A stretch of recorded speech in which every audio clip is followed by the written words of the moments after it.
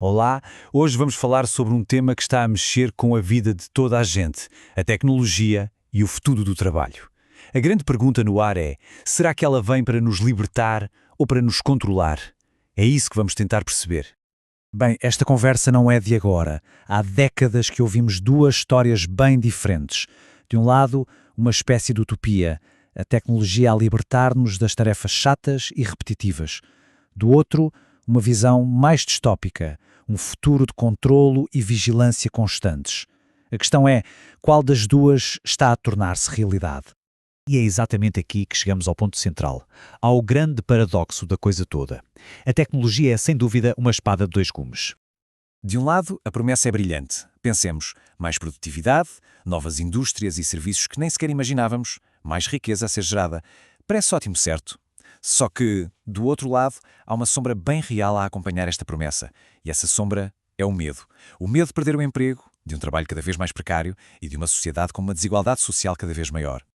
Mas esta ansiedade toda que sentimos hoje, será que é algo realmente novo? A verdade é que não. Se olharmos para a história, vemos que este medo é um ciclo que se repete de tempos a tempos. Podemos recuar no tempo, desde a Revolução Industrial até à Era Digital, e o padrão é o mesmo. Cada vez que a tecnologia dá um salto gigante, vem com ela uma onda de pânico sobre o futuro do trabalho. Vimos isso com os luditas, lá no século XIX, a destruir tiares mecânicos. Vimos de novo nos anos 70, com a automação a chegar aos escritórios e às fábricas. A história, de facto, repete-se. E o mais impressionante é que esta ansiedade, que parece tão atual, já foi descrita na perfeição há quase 100 anos. Foi o famoso economista John Maynard Keynes. Em 1930, ele criou um termo para isto: desemprego tecnológico. E quando lemos a definição dele, parece que foi escrita ontem, a pensar exatamente no que estamos a viver hoje. E isto traz-nos diretamente para o debate dos nossos dias. A pergunta que toda a gente quer responder, olhando para os números, parece até simples. No final de contas, a tecnologia cria mais empregos do que aqueles que destrói. Bom, um relatório muito importante do Fórum Económico Mundial de 2020 tentou responder a essa pergunta, e os números são curiosos. A projeção era que a tecnologia iria sim eliminar cerca de 85 milhões de empregos, mas ao mesmo tempo iria criar 97 milhões de novos postos de trabalho. Se olharmos apenas para esta conta, parece que o saldo é positivo. Só que a história não é assim tão simples. O segredo está em não parar nos números. Porque não se trata apenas de uma troca, do género sai um emprego, entra outro. A mudança que está a acontecer é muito, muito mais profunda. O que estamos a ver, na verdade, é uma polarização do mercado de trabalho. Pensemos nisto assim: os empregos que estão no topo da pirâmide, os que exigem alta especialização em tecnologia, como inteligência artificial ou Big Data, esses estão a crescer. E os empregos na base, os de serviços que precisam de interação humana direta, esses também continuam a existir. O grande problema está no meio.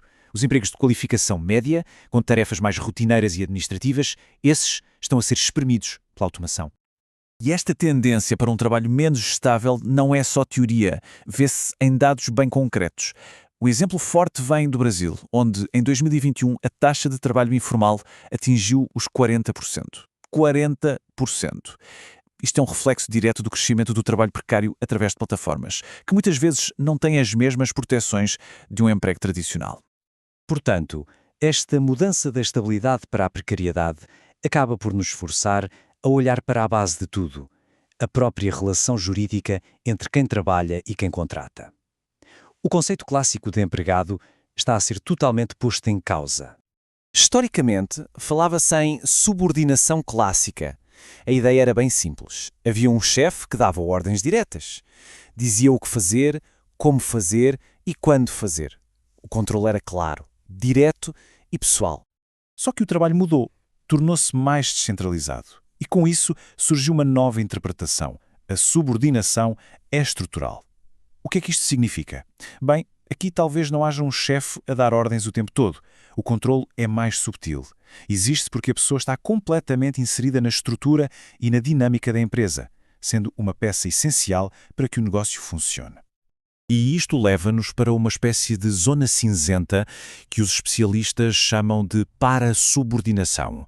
É o caso do trabalhador que, na teoria, é autónomo, um parceiro, mas na prática depende economicamente de uma única plataforma e é controlado pelas suas regras, pelos seus algoritmos e pelos seus sistemas de avaliação. Este modelo tornou-se tão comum que até ganhou um nome: uberização. É basicamente um processo onde se troca o chefe de carne e osso por um chefe algoritmo.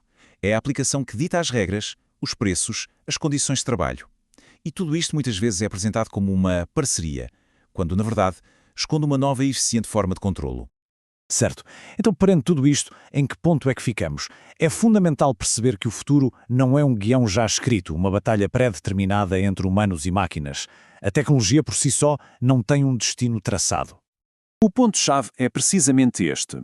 O impacto da tecnologia não é uma fatalidade. Ele é e será sempre o resultado das escolhas que fazemos enquanto sociedade. São as nossas leis, as nossas políticas públicas, os nossos valores que vão determinar o caminho.